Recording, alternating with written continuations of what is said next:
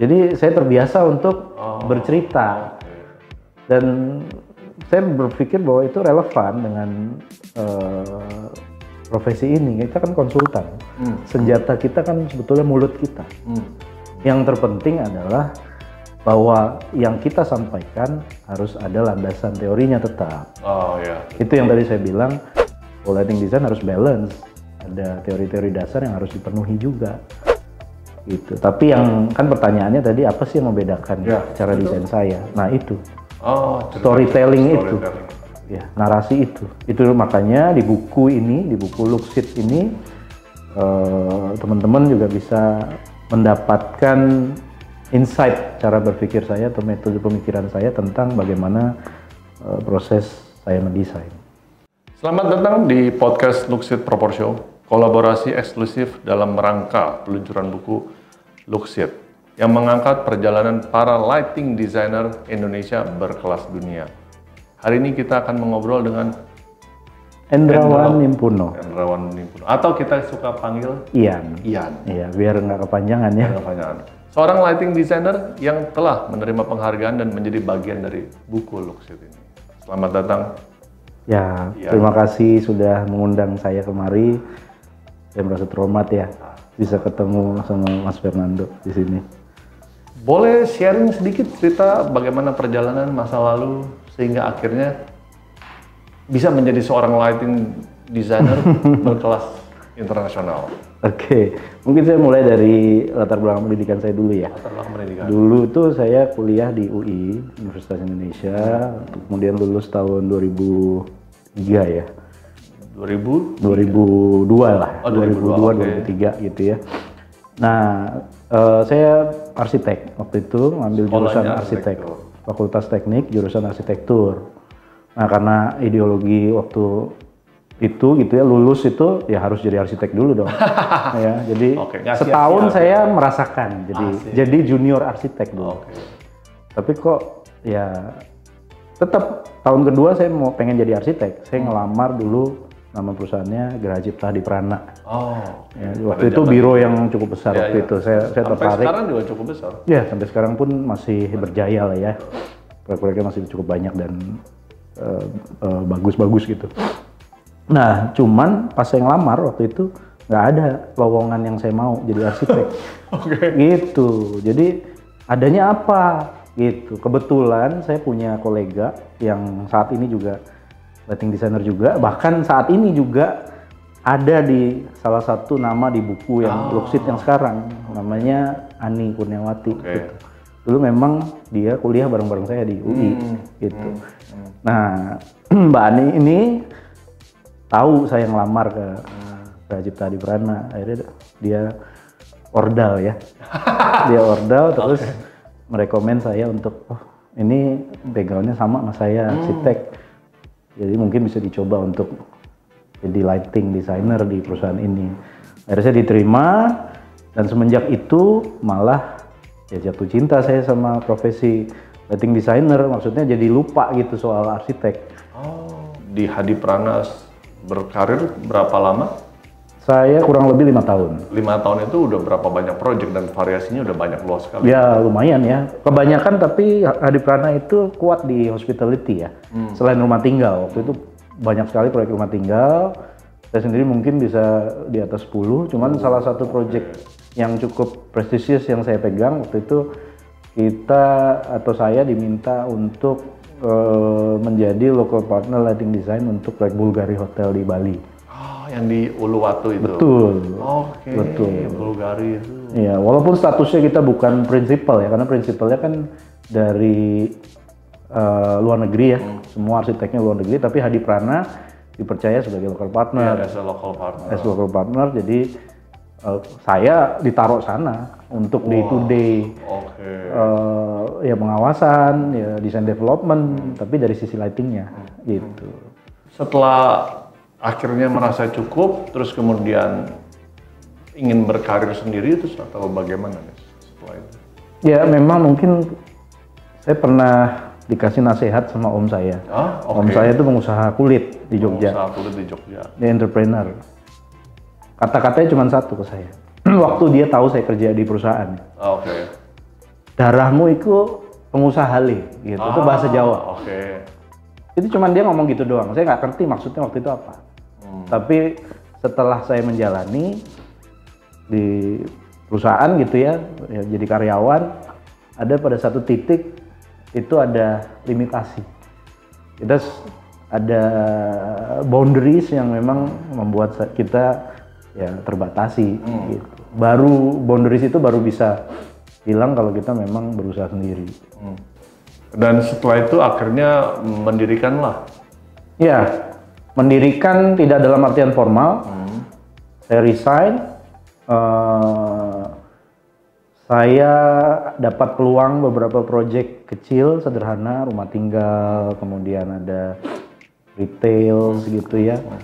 Ya serabutan lah judulnya ya, tahun-tahun awal kita resign dari kantor. Saya sendiri semua dikerjain, mulai dari konsep desain, mulai dari sampai ke pembuatan gambar kerja, sampai pengawasan proyeknya sendiri, semua sendiri gitu, karena memang belum punya duit buat bayar orang ya. Tapi ya intinya gitu, jadi dijalani awal-awal, akhirnya kita udah tahu selahnya, sudah mulai dapat penghasilan yang lebih stable. Ya akhirnya saya memberanikan diri untuk mulai membuat tim gitu ya, jadi belum bikin kantor resmi juga gitu. Bahkan seiring perjalanannya pun saya masih banyak berpartner gitu, karena ya belum punya armada yang kuat untuk ngerjain proyek-proyek besar gitu ya. Jadi ada beberapa teman-teman kolega yang kita saling kerjasama untuk bisa ngerjain proyek-proyek yang skala besar. Sampai pada puncaknya tahun 2018, proyek sudah mulai stabil. Saya build up PT untuk perusahaan saya, ya INP Design Consultant. Lighting designer kan memang beragam dan bervariasi. Ya. Apakah memang setiap atau filosofi daripada seorang Ian ini ada hal khususkah mengenai gaya khasnya atau pemikirannya as a lighting designer compare dengan others ya? Oh ya, saya tuh kecil suka didongengin sama ibu saya gitu. Hobi saya waktu sekolah tingkat dasar SD, SMP, SMA tuh main game, tapi yang ada ceritanya. Hobi saya waktu kuliah sama kerja itu nonton. Nonton yang ceritanya kompleks. Saya kuliah di UI yang notabene metode pembelajarannya itu konseptual. Jadi holistik gitu ya, bukan technical approach. Jadi metode perencanaan yang sangat konseptual. Jadi saya dilatih ya dalam hidup saya tuh untuk bercerita. Nah itu kebawa dalam proses mendesain saya di profesi saya sekarang. Gitu. Saya selalu memulai dengan proyek untuk mencari konteks cerita dari proyek itu sendiri. Gitu. Baik itu dari manusia, kebutuhan manusianya, kebutuhan klien, kemudian dari space ya, dari arsitektur atau interior, bahkan landscape atau konteks lainnya dari keruangannya. Dan twist story dari budaya, misalnya dari proyek itu sendiri, geografis, ada di mana proyek itu. Itu semua saya kumpulin, saya ekstraksi, sehingga dalam prosesnya itu biasa akan muncul keywords. Keywords itu kata-kata kunci untuk bagaimana akhirnya keywords ini menjadi guideline saya untuk mendesain. Di dalam setiap proyek? Di setiap proyek. Gitu. Pernah dengar ya kalau di arsitek gaya elegan, nah itu keywords. Oh iya. Jadi kita berpegang pada itu, mengembangkan nggak jauh dari itu. Betul. Nah tapi kan tidak sesederhana itu untuk mendapat sebuah keyword.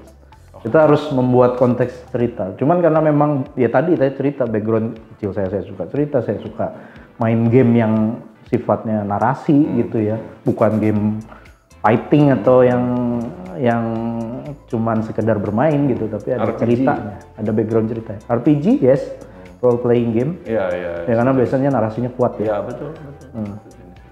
Jadi saya terbiasa untuk bercerita dan saya berpikir bahwa itu relevan dengan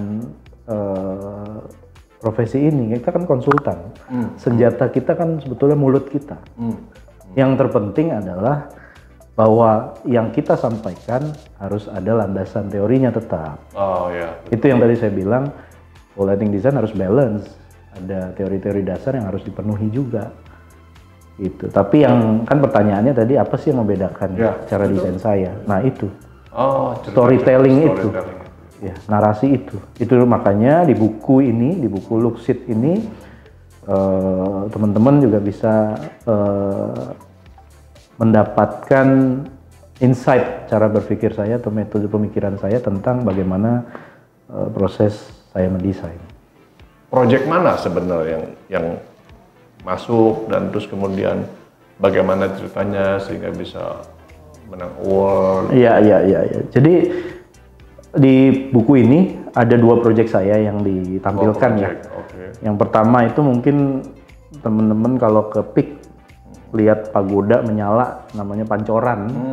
Ya, itu cukup viral pada saat pertama kali opening. Iya, karena sangat-sangat heritage sekali ya. Ya, ada a sense of heritage, cultural Tionghoa ya, pagoda kan ya. Kemudian satu lagi itu project namanya Kampung Seafood. Itu sebenarnya food court sederhana di Sedayu City. Oke, Kampung Seafood. Ya. Iya, jadi 2 project ini kenapa dipilih? Karena memang di buku ini sebetulnya dikurasi project-project yang memang memenangi penghargaan internasional. Ya, kebetulan untuk di Pancoran itu saya memenangi Exterior Lighting Award di LIT Award Honorable Mentions di tahun 2022. Kemudian di tahun 2023-nya saya memenangi award untuk installation lighting, art installation lighting untuk Kampung Seafood. Bangsa Indonesia itu bangsa yang besar. Artinya ya ini terbukti di tahun 2022 dan 2023, di tahun saya memenangkan award project ini, itu teman-teman kolega yang lain itu juga banyak yang memenangkan dan kita termasuk yang paling banyak menang dari Indonesia justru. Dan Design of the Year itu juga diraih sama salah satu yang memberikan inspirasi di buku ini. Itu Mas Rian ya, dari Reluce, ya, dari Design of the Year juga. Jadi kita tidak kalah, bahkan kita bisa dibilang lebih potensial dibanding mereka. Cuman adalah kurangnya exposure itu. Ya, jadi ya salah satu tujuan buku ini dibuat kan adalah memberikan kesadaran masyarakat bahwa kita nggak kalah. Kita punya kemampuan yang bahkan lebih baik dibanding lighting designer di luar negeri, bahkan yang punya level yang sama gitu. Dan tadi sebetulnya tertarik dengan 2 project tadi itu, kalau bisa di-sharing sedikit aja, tanpa harus banyak-banyak karena harus beli dan harus baca sendiri. Nanti detailnya. Kalau nggak mana seru. Ya intinya 2 project itu yang sangat mewakili metode pemikiran saya yang tadi saya cerita, storytelling. Keduanya itu saya anggap mempunyai kekuatan storytelling yang bahkan tanpa saya ngomong lebih jauh, orang akan bisa merasakan situasinya. Harapannya tentu saja industri ini menjadi besar ya, industri lighting ya. Karena ya saya sendiri ada di sana. Jadi sisi egoismenya di situ. Karena pada saat industrinya besar, otomatis profesi kita semakin lebih dihargai. Ya ujung-ujungnya pemasukan buat kita gitu ya, penghasilan, proyek lebih banyak. Ya kurang lebih begitu. Tapi skala yang lebih besarnya adalah bagaimana industri ini berkembang dengan dukungan dari segala pihak. Oke, luar biasa sekali. Luar biasa. Terima kasih. Sama-sama Mas Fernando. Terima kasih juga sudah diberi kesempatan sharing ya di sini. Dan terima kasih, senang sekali bisa bercerita. Terus kemudian juga, dan buat teman-teman, jangan lewatkan peluncuran buku Luxit pada tanggal 20 Juni 2025. Ikuti terus obrolan bersama para lighting designer yang luar biasa di podcast ini.